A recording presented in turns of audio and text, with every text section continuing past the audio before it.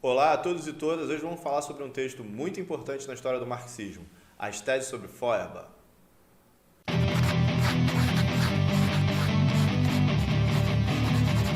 E agora vamos para a segunda tese sobre Feuerbach.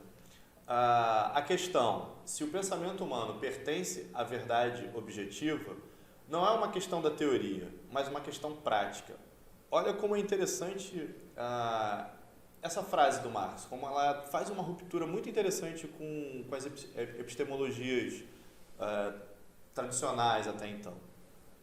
Ele vai colocar que a verdade não se resolve na teoria, mas a verdade se resolve na prática, ou seja, algo só pode ser verdadeiro a partir do momento em que tem comprovação prática, e não através de uma lógica, não através de que siga uma lógica do pensamento, um desenvolvimento intelectual, mas que é necessário levar a prática para a confirmação das coisas. Isso está muito ligado também ao pensamento científico, né? Se a gente for olhar o que é o pensamento, como é que se comprova alguma coisa no pensamento científico? Através das experiências, né? Através da colocação em prática de determinadas hipóteses. Então, a hipótese só pode ser considerada verdadeira a partir do momento que ela tem uma comprovação prática. Então, é isso que o Marx está querendo cientificar o pensamento, né? Depois, a gente tem que lembrar que esse texto é de 1845. Em 1848, quando Marx vai escrever o Manifesto Comunista, o Manifesto do Partido Comunista, né? Como no original, né? Ele vai dizer que a proposta é criar um socialismo científico, ou seja, o que é ciência para Marx aí? É a colocação em prática de determinada coisa. Não é um socialismo utópico que é meramente um socialismo das ideias, né?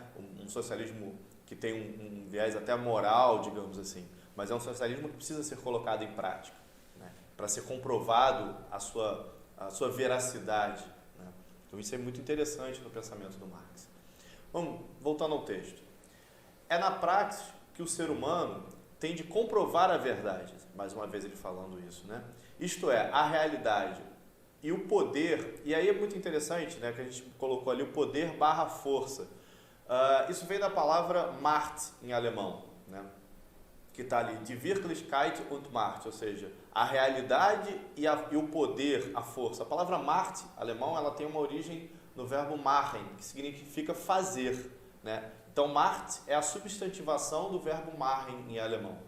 Daí que a gente pode tirar esse Macht, né, muitas vezes é traduzido como poder, né, mas como força, vamos criar um neologismo assim, como um fazimento das coisas, né, como uma coisa que a gente faz, uma coisa concreta, uma coisa que é feita pelo ser humano, né? Então, ela tem que se comprovar onde? Ela tem que se comprovar, a verdade ela tem que se comprovar na realidade, na prática, né, nesse fazer humano, né? A concordância do seu pensamento, né? Então, ela tem que concordar, o pensamento tem que concordar com a realidade, para ele poder ser verdadeiro.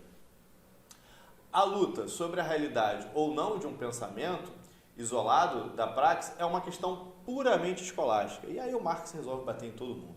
O que ele quer dizer com isso, né? Ou seja, essa disputa que há no pensamento, se esse pensamento é verdadeiro, se é falso, se não levar em consideração, né, ele coloca isolada, né, isolada da prática, isolada da sua ação, é uma questão meramente escolástica, né? Ou seja, é uma questão que está ligada àquela filosofia da igreja, né, num debate metafísico, enfim, que nada tem a ver com a realidade concreta das coisas.